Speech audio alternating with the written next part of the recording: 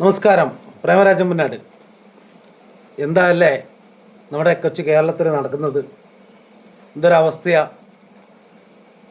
കുഞ്ഞുങ്ങൾക്ക് അക്ഷരാഭ്യാസം പറഞ്ഞു കൊടുക്കേണ്ട, അറിവിൻ്റെ ആദ്യാക്ഷരങ്ങൾ നൂർന്നു കൊടുക്കുന്ന ഗുരുനാഥന്മാരെന്നൊരു കാലഘട്ടത്തിൽ നമ്മൾ എന്താ പറയേണ്ടത്, അഭിമാനത്തോടെ പറഞ്ഞ, നമ്മൾ വളരെ ആദരവോടെ ആദരിക്കപ്പെടുന്ന, സമൂഹത്തിൽ വിരമിച്ചാലും ജീവിതാവസാനം വരെ പേരിനോടൊപ്പം കൂട്ടിച്ചേർക്കുന്ന ഒരു അഭിമാനകരമായ ഒരു പദവിയാണ് ടീച്ചർ. ടീച്ചറെന്നും മാഷെന്നും അത് അവർക്ക് എക്കാലവും, ഇപ്പം നമ്മുടെ നാട്ടിലെ പോലീസോ അല്ലെങ്കിൽ ജവാന്മാരോ ആര് റിട്ടയർഡായി കഴിഞ്ഞാലും അവരുടെ പേരിനപ്പുറം പിന്നെ അത് ഉണ്ടാവില്ല. പക്ഷേ ടീച്ചർ, ഇപ്പം നമ്മൾ എന്തെല്ലാം ടീച്ചർമാരെ കുറിച്ച് പറയുന്നുണ്ട്. പക്ഷേ വടകരയിൽ 3 ടീച്ചർമാർക്ക് അപമാനകരമായി, ടീച്ചർ എന്ന പദത്തിനെ അപമാനിക്കുന്ന രീതിയിൽ ഒരു ടീച്ചർ സൈക്കോളജിയിൽ ബിരുദം നേടിയ ടീച്ചർ, ആ ടീച്ചർ കുട്ടികളെ സൂംബ ഡാൻസ് ഉൾപ്പെടെ പഠിപ്പിക്കാൻ നേതൃത്വം കൊടുത്തു. അവരിപ്പോൾ പിടിച്ചിരിക്കുന്നത് MDMA കേസിൽ. ലഹരി ഉപയോഗിച്ചതാണെങ്കിൽ ഉപയോഗിച്ചത് എന്നെങ്കിലും വെക്കാം. പക്ഷേ ലഹരി കച്ചവടക്കാരായി ഒരിക്കലും സംശയിക്കാത്ത, കാരണം ആരും ടീച്ചർമാരെ ഒന്നിനും സംശയിക്കില്ലല്ലോ. സന്യാസിമാരെയും സ്വാമിമാരെയും വിദേശത്തേക്ക് പോകുമ്പോൾ ചെക്ക് ചെയ്യില്ല എന്ന് പറയുന്നത് പോലെ, അവരുടെ ലഗേജുകൾ ചെക്ക് ചെയ്യില്ല എന്ന് പറയുന്നത് പോലെ, ടീച്ചർമാർ എന്ന് പറഞ്ഞു കഴിഞ്ഞാൽ സമൂഹത്തിനൊരു നിലയും വിലയും ആദരവും അഭിമാനവും ഉള്ളവരല്ലേ. അവരെ ആരും ചെക്ക് ചെയ്യുകയും സംശയിക്കുകയും ചെയ്യില്ലല്ലോ.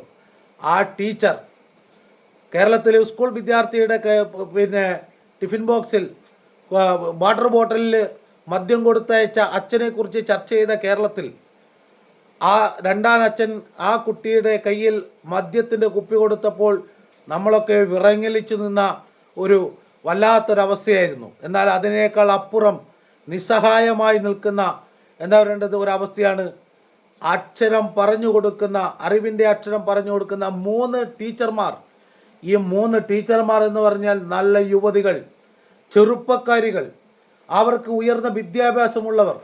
ഇത്രയേറെ വിദ്യാഭ്യാസവും അറിവും ഉണ്ടായിട്ട് അവർ ലഹരിക്കടിമ എന്ന് മാത്രമല്ല, ഈ സാധനം ഉപയോഗിക്കുന്ന ആൾ തിരിച്ചറിയില്ല പോലും. അതുകൊണ്ടാണ് അവരെ മനസ്സിലാക്കാൻ ആ സ്കൂൾ അധികൃതർക്കും നാട്ടുകാർക്കും മനസ്സിലാക്കാൻ പറ്റാതിരുന്നത്. ലഹരിക്കടിമയാണെങ്കിൽ അവരടിമയാണെന്നെങ്കിലും പറയാം. പക്ഷേ ഇവർ നശിപ്പിക്കലാണ് നാടിനെ. അവർക്കത് കച്ചവടം ചെയ്യുകയാണ്. വാട്സപ്പിലൂടെ സന്ദേശം അയക്കുന്നു, ലൊക്കേഷൻ കൊടുക്കുന്നു, അവിടുന്ന് അത് വിൽപ്പന നടത്തുന്നു. അവർ ഗൂഗിൾ പേ വഴിയും മറ്റുമായി പണം, ധനാഗമന മാർഗം ഒരിക്കലും സംശയിക്കപ്പെടാത്തൊരു വിഭാഗമായതുകൊണ്ട് ചെയ്യുന്നു. എന്തൊരവസ്ഥയാണ്! ഇപ്പോൾ ഇപ്പം ടീച്ചർമാരെ മാത്രമല്ല എല്ലാവരെയും സംശയിക്കേണ്ട അവസ്ഥയിലേക്ക് വന്നു. ആ സ്കൂളിലുള്ള മുഴുവൻ വിദ്യാർത്ഥികളെയും കൃത്യമായ നിലയിൽ കൗൺസിലിംഗ് ചെയ്യേണ്ടതുണ്ട്. ആ കുട്ടികളെ കൗൺസിലിംഗ് ചെയ്യണം. ചിലപ്പം ഇനി കുട്ടികളെ ഈ ടീച്ചർമാർ ഉപയോഗിച്ചിട്ടുണ്ടാകുമോ, അവരെ ദുരുപയോഗം ചെയ്തിനോ സംശയം തന്നെയാണ്. കാരണം ഒരു കുട്ടിയോട് ഈ സാധനം ഒന്ന് അവിടെ കൊണ്ടു കൊടുക്കുന്നു പറഞ്ഞാൽ പോരെ, അല്ലെങ്കിൽ പുറത്തൊരാൾ വന്നിട്ടുണ്ട് ഒരു പൊതി കൊടുത്തിട്ട് നീ എന്നാ അത് അവിടെ കൊടുക്കുമെന്ന് പറഞ്ഞാൽ കുട്ടികൾ കൊണ്ടു കൊടുക്കും, ആരും സംശയിക്കുമല്ലോ. അവിടെയാണ് ഇപ്പോഴത്തെ പോലീസിൻ്റെ ഓപ്പറേഷൻ തൂഫാനെ നമ്മൾ അംഗീകരിക്കേണ്ടത്. അങ്ങനെ ഒരു പദ്ധതി ഉള്ളത് കൊണ്ടാണ് ഇത് പിടിക്കപ്പെടാൻ കാരണം. അല്ലെങ്കിൽ അവർ അത് തുടർന്ന്, ഇവരിപ്പോൾ ഏത് കാലം തുടങ്ങിയതായിരിക്കും. ഇനിയിപ്പോൾ ഒരു ഡോക്ടർ പിടിക്കപ്പെട്ടിട്ടുണ്ട് തലശ്ശേരി ഇന്ദിരാഗാന്ധി ഹോസ്പിറ്റലിൽ. ഡോക്ടറാണത്രേ, എന്നിട്ടാണ് MDMA കേസിൽ പിടിക്കപ്പെടുന്നത്. പക്ഷേ അദ്ദേഹത്തിന് ഫൈൻ അടിച്ച് ഒഴിവാക്കാം. കാരണം അത്രയൊന്നും വലിയ അളവിൽ അദ്ദേഹത്തിൻ്റെ കയ്യിൽ സാധനം സൂക്ഷിച്ചിട്ടുണ്ടായിട്ടില്ല എന്നുള്ളത് കൊണ്ട്. പക്ഷേ നമ്മുടെ സമൂഹത്തിൽ ജ്ഞാനികളെന്ന് നടിക്കുന്നവർ, ജ്ഞാനികളെന്ന് സമൂഹം കാണുന്നവർ എവിടേക്കാണ് ചെന്നെത്തുന്നത്? എന്താണ് ഇവരുടെ അവസ്ഥ? രാസലഹരിയിലേക്ക് ഇവർ ചെന്ന് വീഴുകയാണ്. അവരൊക്കെ രോഗികളെ പരിശോധിച്ച അവസ്ഥ ചിന്തിച്ചു നോക്കുമ്പോൾ, ഇങ്ങനെ ചിന്തിക്കുമ്പോൾ പയ്യന്നൂർ ആ കുട്ടിക്ക് അനസ്തേഷ്യ കൊടുത്ത ഡോക്ടറുടെ അവസ്ഥ എന്താണെന്ന് പരിശോധിക്കേണ്ടി വരും. അതാണ് ഇന്നത്തെ അവസ്ഥ.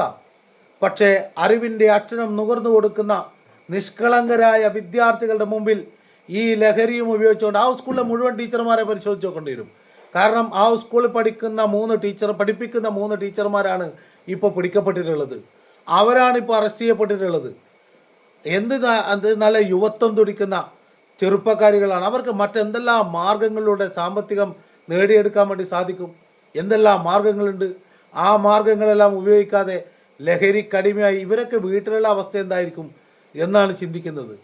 ആ ലഹരി കേസിൽ അവർ പിടിക്കപ്പെട്ട് അറസ്റ്റിലാകുകയാണ്. ഇന്ന് കേരളത്തിലുള്ള മുഴുവൻ ടീച്ചർമാർക്ക് ടീച്ചർ എന്ന പദവിക്ക് ഗുരുനാഥൻ തുണ ചെയ്യുക സന്തതം തിരുനാവിന്മേൽ എപ്പോഴും എന്ന് നമുക്ക് പാടി പഠിപ്പിച്ചു തന്ന ഗുരുക്കന്മാരുള്ള ആ നാട്ടിൽ അധ്യാപക എന്താ പറയണ്ട പ്രവൃത്തി ചെയ്യുന്ന ആ അധ്യാപിക ഗുരുശിഷ്യ ബന്ധത്തിലുള്ള ബഹുമാനം കൊടുത്തുകൊണ്ടുള്ള ഒരു കാലഘട്ടത്തെ മാറ്റിമറിച്ചുകൊണ്ട് ഇപ്പോൾ ആ അധ്യാപകരാണ് ഈ ഇവരൊക്കെ പഠിപ്പിച്ച ശിഷ്യന്മാരുടെ അവസ്ഥ എന്തായിരിക്കും?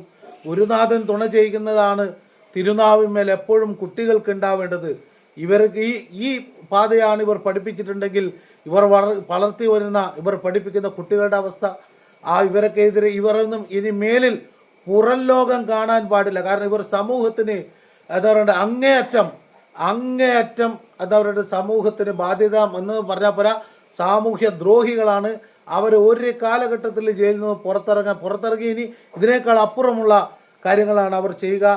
നാടിന് ആപത്താണ് ഇവരെ പുറത്തിറങ്ങാൻ അനുവദിക്കരുത്. ടീച്ചർമാർക്ക് ടീച്ചർ എന്ന പദവിക്ക് അപമാനമുണ്ടാക്കിയ ഇവരെ ഇനി ഇവരുടെ പേരിന് പിറകിലും ടീച്ചർ എന്ന് വെക്കാൻ അനുവദിക്കരുത് എന്നാണ് അഭ്യർത്ഥിക്കാനുള്ളത്. അതപ്പതിച്ച ലോകത്ത് മാറ്റമുണ്ടാക്കാൻ ഈ ഓപ്പറേഷൻ തൂഫാന് സാധിച്ചതിൽ അഭിമാനമുണ്ട്. ഇന്നലെ MP ഗോവിന്ദ മാഷയുടെ പത്രസമ്മേളനത്തിൽ പോലീസ് ആകെ കുഴപ്പത്തിലാണ് എന്നൊക്കെ പറയുന്നത് കേട്ടിട്ടുണ്ട്. അത് ഒരു സംഭവവുമായി ബന്ധപ്പെട്ടിട്ടാണെങ്കിലും ഈ കുഴപ്പത്തിലുള്ള പോലീസാണ് ഇപ്പോൾ ഈ 10 കൊല്ലം ഇവിടെ ഉണ്ടായത്. പക്ഷേ അന്നൊന്നും ഇത്തരം ലഹരി വേട്ടയില്ല. ഇപ്പോൾ 10,000-കണക്കിന് ആളുകളെയും കേസുകളുമാണ് ഇപ്പോൾ ഈ പോലീസ് കൈകാര്യം ചെയ്തത്. അതും അന്നുണ്ടായ പോലീസ് തന്നെ, പുതിയ പോലീസൊന്നും വന്നിട്ടില്ല. അപ്പോൾ അതുകൊണ്ട് പോലീസ് ആ കുഴപ്പമാണെന്ന് പറയുന്നതിനേക്കാൾ നല്ലത് ഇപ്പോഴത്തെ ഈ ഓപ്പറേഷൻ തൂഫാനെ അംഗീകരിക്കുക, അതിന് സപ്പോർട്ട് ചെയ്യുക. ടീച്ചർമാരെ അറസ്റ്റ് ചെയ്ത പോലീസിന് അഭിവാദ്യങ്ങൾ.